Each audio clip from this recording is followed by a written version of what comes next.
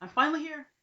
I am going to show you this time. I'm going to show you a collage piece that is going to be in real life at some point at Gallery One in Ellensburg. It's going to be part of my solo art show, which is titled Never the Same Book Twice. So I'm including altered books, but I'm also including some of my other work, such as this one.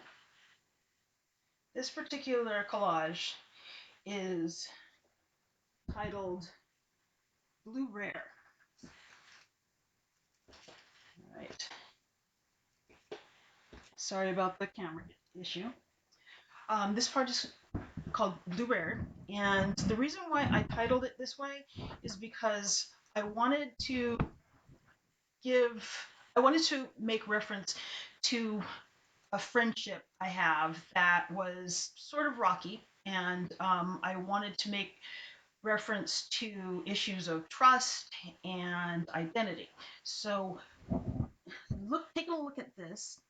Um, First of all, I started out with by choosing this background music, this music cover for the background, and this particular one obviously is called "You Have a Friend in Me."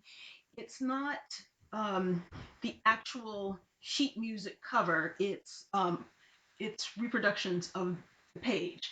And what I wanted to do, besides make the background and the sheet music bigger, was I wanted to apply the paper in sections that were just a little bit off so that I could give a subtle feeling of disconnection and disjointing. So you can see a little bit of that in the A right here. So I added some white lines to emphasize the broken lines uh, that are broken because of the pieces of paper. You can also see it here. This line, this red line, that's supposed to say written and composed by, is supposed to be just one line. You see how it's broken up into two lines.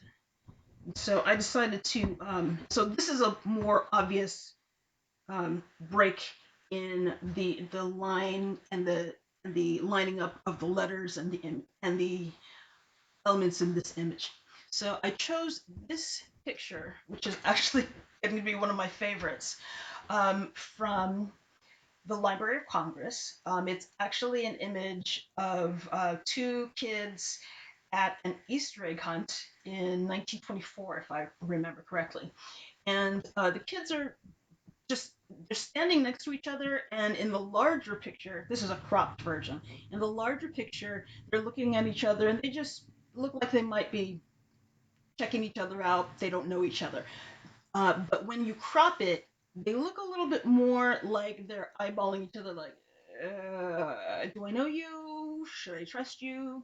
And so that's why I wanted to choose this particular image. I layered two pieces of I layered two pieces of decorative paper underneath what I call a gel skin. That's something that can be made with this stuff. You might remember the matte medium that I mentioned last week. This is basically like a liquid glue. And if you do enough coats of it on a toner copy image or even print, if you do enough of those coats and then let it dry overnight, the next day, what you can do is you can get the back part that's not coated in matte medium wet and rub away the paper until all you have left is the actual image, the toner image. So I overlaid that toner image that's now in a gel skin on top of these two uh, these two decorative papers. Um, and when I had everything that I wanted in this particular image done, I actually went back to the background behind the sheet music cover in the background. Um, you might be able to see that most of this is red, but there are some parts that are blue coming down this way, and some variations in the red up here with a few streaks of white coming through. The reason why I did that is because I was thinking about how um, a rare steak or a rare piece of meat tends to have marbling of fat in the flesh that's there. And I wanted to make reference to the fact that uh, the topic I was exploring had gone from a warm relationship to one that had cooled down. Um, when you're ordering steak or when you're ordering a hamburger at a fancy hamburger joint, and they ask you how you want your meat done, blue rare is pretty much the closest you can get without asking for the cow and butchering it yourself. It's rare, rare, rare.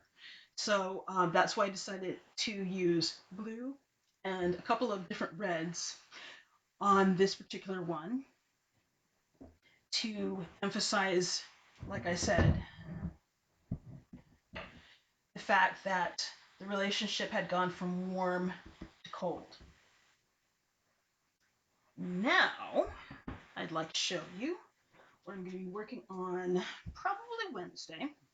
You might remember that I was working on an altered art journal in a round robin process.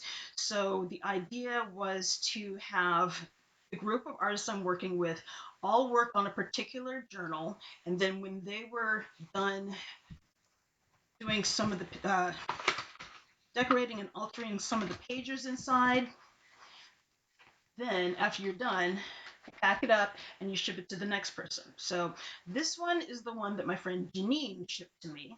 I'm going to be working on that on Wednesday. And the one that I was talking about last Wednesday was from Tolly, and I shipped it off to my friend Nikki.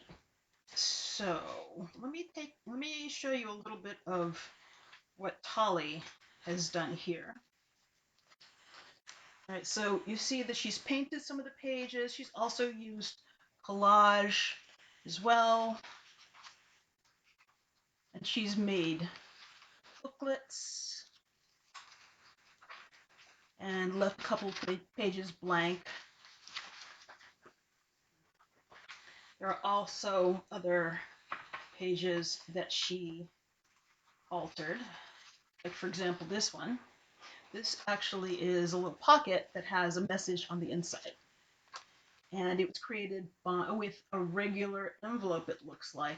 She also took a few pages together and treated it like one of the larger altered books that I usually work with.